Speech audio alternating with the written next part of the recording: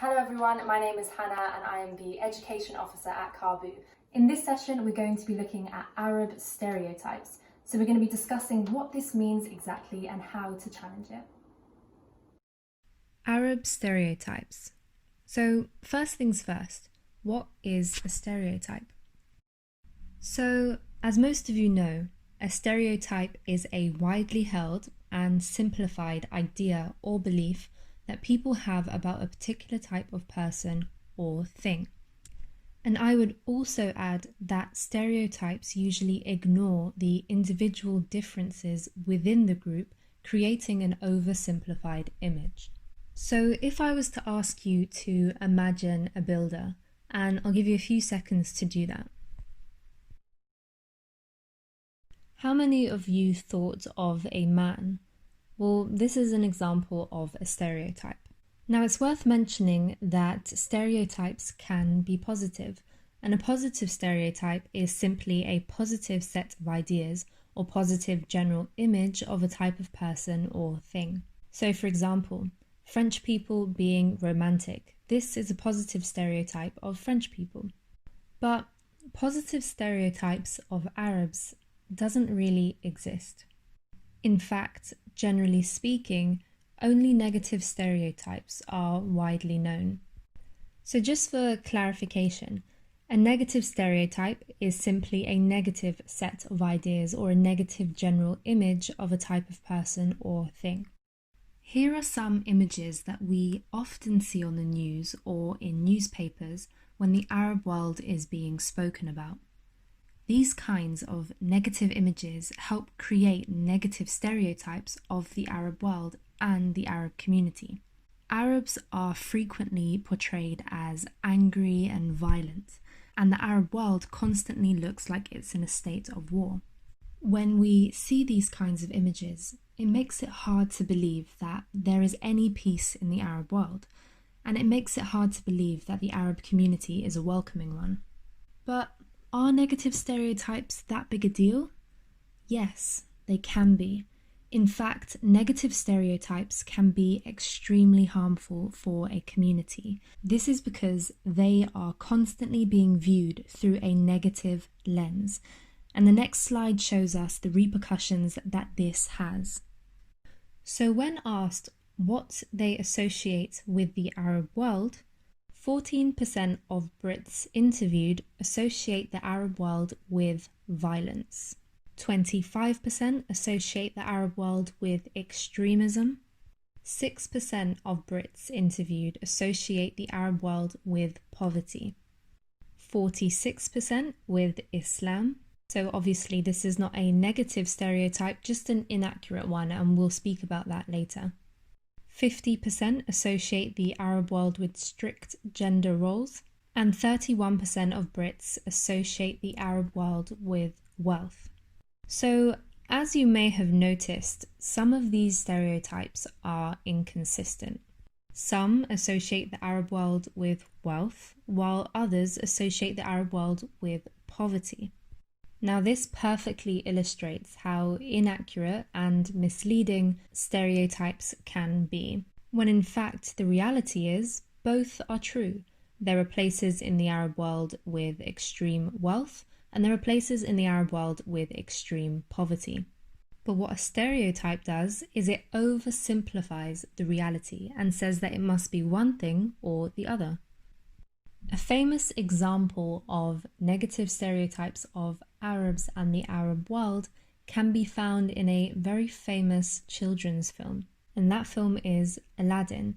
And many of you might be surprised to hear this, but have a listen to the original opening lyrics.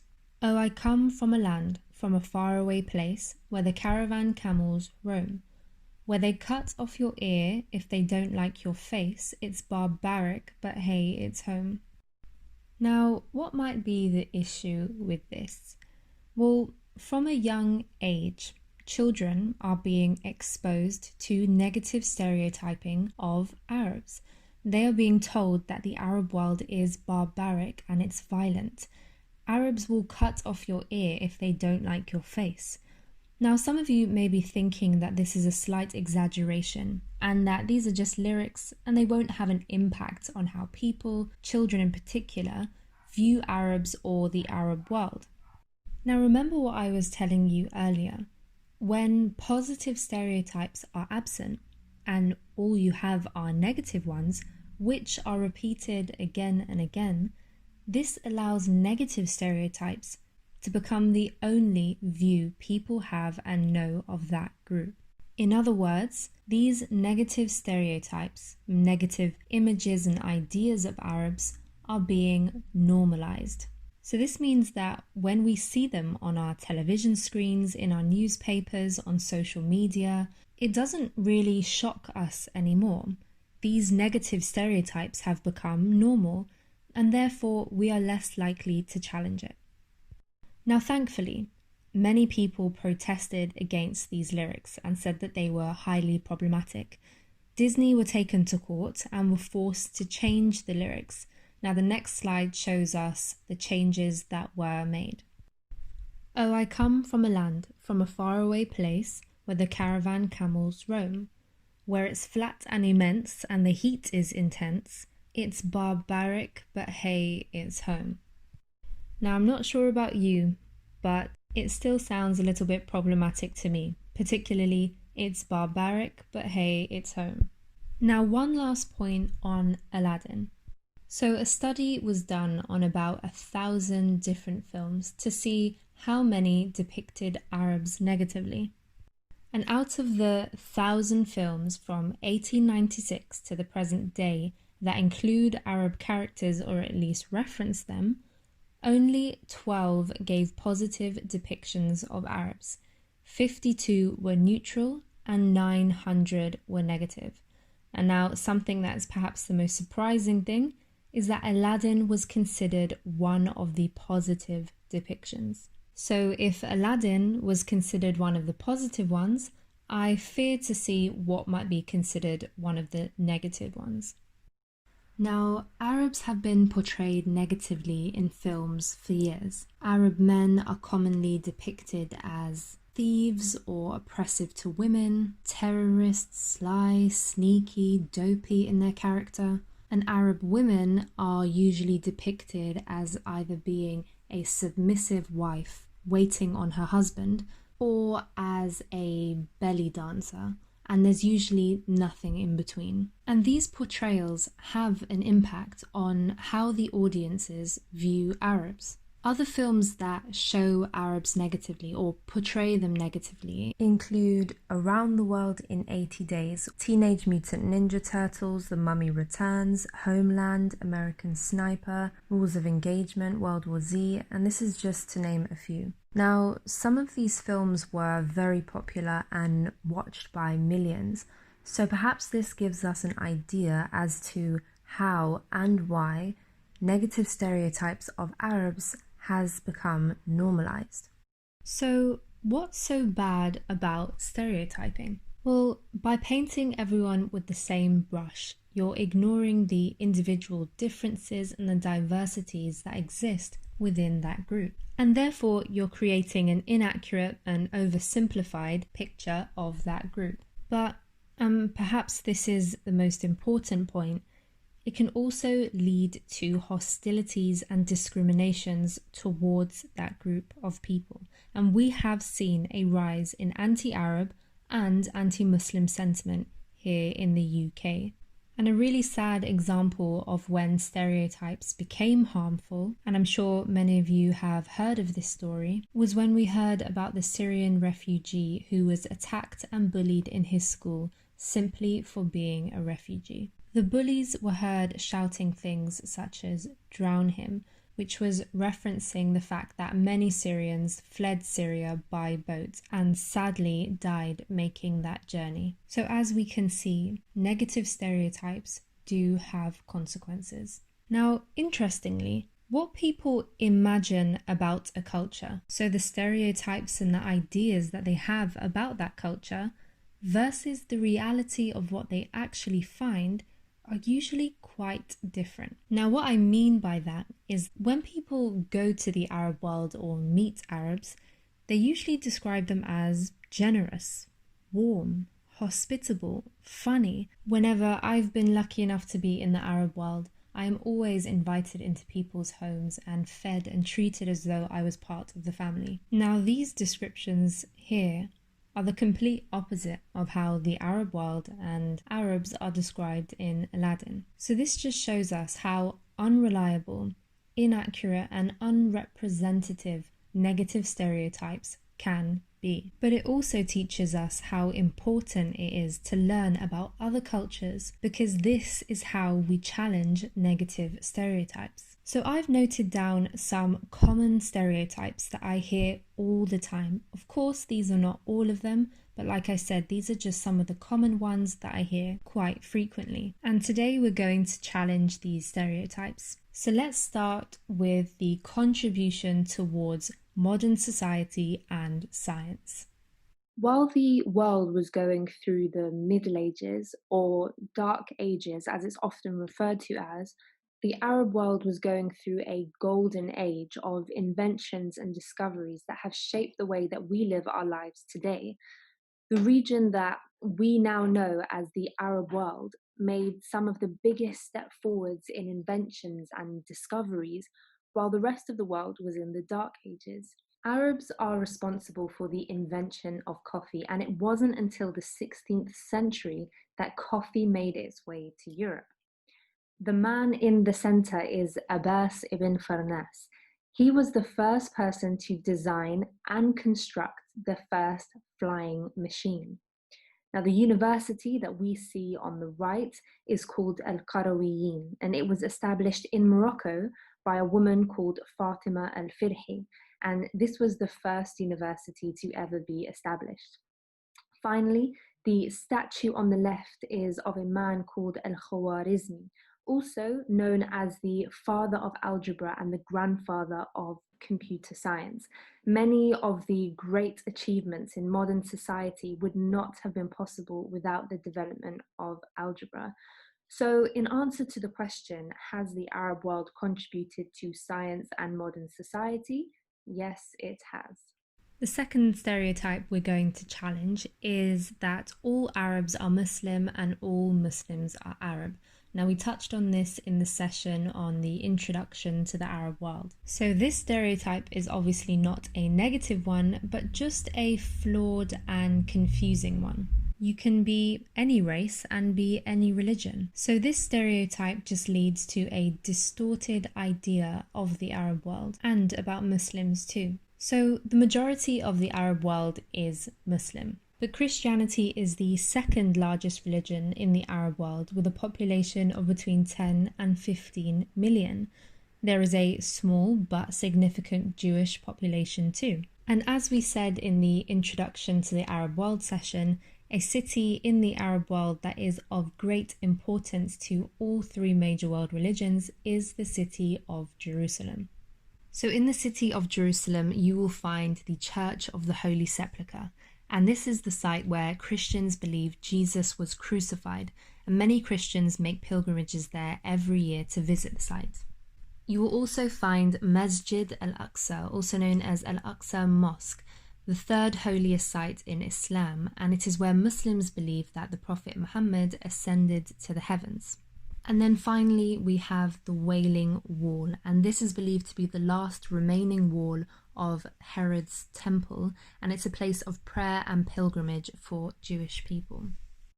Wealth versus poverty. The Arab world has some of the richest countries in the world, such as Qatar, Kuwait, and Saudi Arabia. But despite this, the Arab world also has large percentages of its population living below the poverty line. So in Syria, 83% of the population live below the poverty line. In Yemen, it's now 79%. And in Egypt, 33% of the population are living below the poverty line. So once again, this image that we see on the screen perfectly illustrates how negative stereotypes, or stereotypes in general, can oversimplify the reality. The reality is both are true. There are places in the Arab world with extreme wealth, and there are places in the Arab world with extreme poverty. But we can actually go one step further as well. There is wealth disparity within Arab countries. So, even within rich Arab countries, you will find levels of poverty, and within poor Arab countries, you'll find levels of wealth. So, the next stereotype that we're going to challenge is that women are restricted to strict gender based roles. Now, it's worth mentioning that as the Arab world is such a diverse and vast place with different traditions and cultures existing within countries, it's impossible to generalize about anything, including the role of women in society. Now, the stereotype of Arab women is that they are generally housewives. Now, this is definitely true for a lot of women, but this stereotype, which is not negative, isn't representative of the different roles that women play across society. Like women across the world, common jobs that Arab women hold are as teachers, nurses, cooks, cleaners, architects, accountants, lawyers, and so on. And in fact, throughout history and to the present day, Arab women have held prominent and important positions in society. And I have selected a few women that you may have heard of who represent that. So first, Khadija. She was the wife of the Prophet Muhammad, the Prophet of Islam. Now, Khadija was a very successful businesswoman, and she inherited her father's business when he died. She traded goods from Mecca to Syria to Yemen, and her business was larger than all of those in her region. She employed Muhammad, the Prophet of Islam, when he was in his early 20s to manage the caravan to Syria, and subsequently she offered him marriage. Next is Carmen. Carmen is a famous actress and director in Lebanon, and she has starred in some of the most famous soaps and films across the Arab world. She has played in a diversity of different roles, some of which do challenge stereotypes, such as her role as a revolutionary warrior in the film Maureen. Next is Rashida Tlaib, and some of you may recognize her name because she is an American congresswoman. She ran unopposed in general elections, becoming the first woman of Palestinian descent to serve in the Michigan legislature.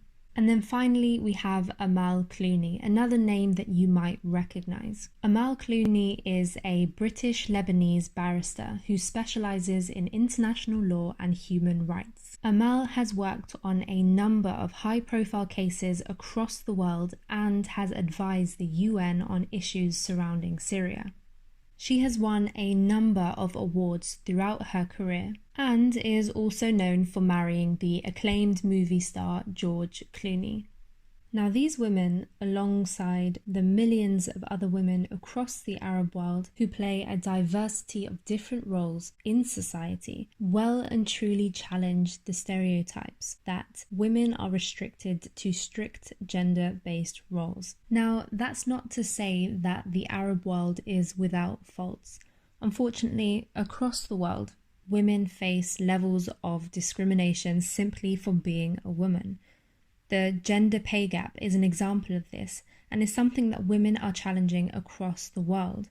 Also, for a long time, women couldn't drive in Saudi Arabia, but through campaigning in 2017, they received the right to drive. I hope that in this short presentation, we have learnt a little bit more about the Arab world, about stereotypes and how to challenge them. Because it is through this knowledge that we can start to recognize when stereotypes are being used, and it is through this knowledge that we can start to challenge them.